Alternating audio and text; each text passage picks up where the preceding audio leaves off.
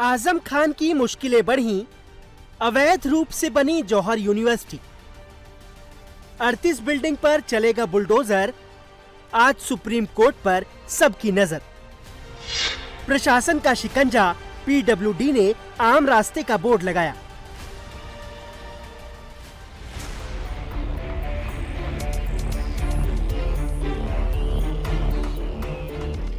Samajwadi party के वरिष्ठ नेता आजम खान को झटके पर झटके लगे हैं। पहला ये कि योगी सरकार रामपुर की जौहर यूनिवर्सिटी पर बुलडोजर चलाने जा रही है। रामपुर विकास प्राधिकरण ने जौहर यूनिवर्सिटी के अवैध बिल्डिंग्स के ध्वस्तीकरण के आदेश जारी कर दिए हैं और 1, 2 या 3 नहीं बल्कि 38 बिल्डिंग पर बुलडोजर एक्शन की तैयारी है। दूसरा ये कि पीडब्ल्यूडी ने यूनिवर्सिटी के मेन गेट के बाहर आम रास्ते का बोर्ड लगा दिया है। रामपुर विकास प्राधिकरण की जांच के मुताबिक मौलाना मोहम्मद अली जौहर यूनिवर्सिटी में कुल 40 बिल्डिंग बनी हुई हैं। जांच में केवल 2 बिल्डिंग के नक्शे पास मिले हैं, जबकि 38 बिल्डिंग बिना पास नक्शे के बनाई गई है, जिसके बाद प्राधिकरण ने बिना पास नक्शे के निर्माण को अवैध करार दिया है और सुनवाई के बाद ध्वस्तीकरण के आदेश जारी कर दिए हैं। जौहर विश्वविद्यालय का भवन का निर्माण ग्राम सिंगनखेड़ा में हुआ है, जो आरडीए के क्षेत्र के अंतर्गत आता है। ये जांच में ये ज्ञात हुआ था कि वहाँ पे जो भवन निर्माण हुआ है वो बिना अनुमति के हुआ है। इसके संबंध में उनको नोटिस दिया गया था, उन्होंने लिखित जवाब अपना प्रस्तुत किया है। इसके साथ ही व्यक्तिगत सुनवाई का भी अवसर दिया गया था।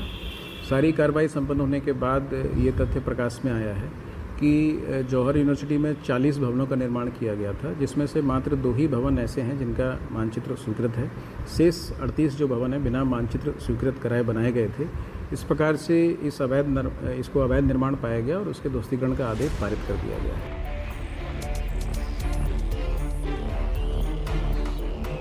जौहर यूनिवर्सिटी रामपुर सदर तहसील के सिंगनखेड़ा में है। ये जमीन 2024 से ही रामपुर विकास प्राधिकरण के अधिकार क्षेत्र में आई है। ऐसे में यूनिवर्सिटी प्रशासन ने सवाल उठाए हैं कि जिस समय ये यूनिवर्सिटी बनी थी उस समय रामपुर विकास प्राधिकरण के क्षेत्र में नहीं आती थी, जिस वजह से नक्शा पास नहीं कराया गया। हालांकि प्राधिकरण ने साफ किया कि यूनिवर्सिटी प्रबंधन को सारे नियमों की जानकारी थी और तभी 2 बिल्डिंग के नक्शे भी पास कराए गए थे, लेकिन बाकियों के नहीं कराए गए, जिसे लेकर यूनिवर्सिटी से भवनों के पास नक्शे से संबंधित जानकारी मांगी गई, लेकिन संतोषजनक जवाब नहीं मिलने के बाद यह आदेश दिया गया। ये जो क्षेत्र है 2024 के बाद से आरडीए के जुरिस्डिक्शन में आया है। उससे पहले वहाँ पे जिला पंचायत का जुरिस्डिक्शन था और ये क्लियर है कि 2 भवन जो उन्होंने बनाए हैं उनका मानचित्र उन्होंने जिला पंचायत से स्वीकृत कराया है। इस तरीके से ये स्पष्ट होता है कि उन्हें नियम कानून की पूर्ण जानकारी थी, क्योंकि उन्होंने 2 भवनों का मानचित्र जिला पंचायत से स्वीकृत भी कराया है। लेकिन इसके साथ ही 38 भवन जो बनाए उनकी भी जो मानचित्र की स्वीकृति है वो जिला पंचायत के स्तर से तत्समय होनी थी, जो कि इन्होंने नहीं कराई है। और 2024 के बाद से जब से आरडीए ने टेक ओवर किया है तो जिला पंचायत के जो दायित्व थे स्वीकृति संबंधित या अवैध निर्माण के ध्वस्तीकरण से संबंधित वो अब आरडीए को करने हैं। आदेश पारित करने के उपरांत नियमानुसार 15 दिन का समय संस्था को दिया जाता है कि इस अवैध निर्माण को वे स्वयं से हटा लें, और ऐसा न होने की दिशा में आरडीए द्वारा स्वयं कार्रवाई करते हुए इस अवैध निर्माण को हटाया जाएगा। साल 2006 में स्थापना के बाद से ही जौहर यूनिवर्सिटी विवादों में रही है। आजम खान जौहर यूनिवर्सिटी के चांसलर हैं। फिलहाल रामपुर विकास प्राधिकरण ने जौहर यूनिवर्सिटी प्रबंधन को 15 दिन की मोहलत दी है ताकि वो खुद से ही अवैध निर्माण तोड़ लें, लेकिन अगर ऐसा नहीं होता तो आरडीए खुद कार्रवाई करेगा।